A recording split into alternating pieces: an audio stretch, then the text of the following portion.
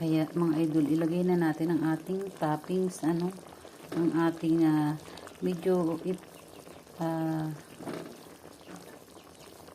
ginisa ko yan ng konti ang ating sibuyas kanina. Yan mga idol, ang dami nating dyan.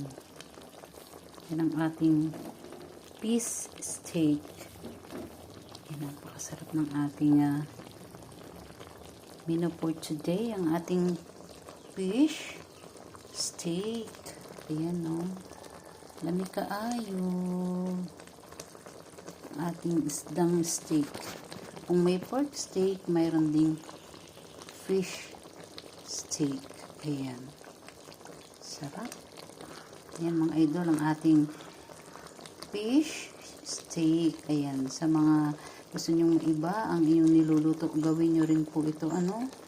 Ayan, isda na steak. Wag puro pork, wag puro beef. Ayan, usually beef steak.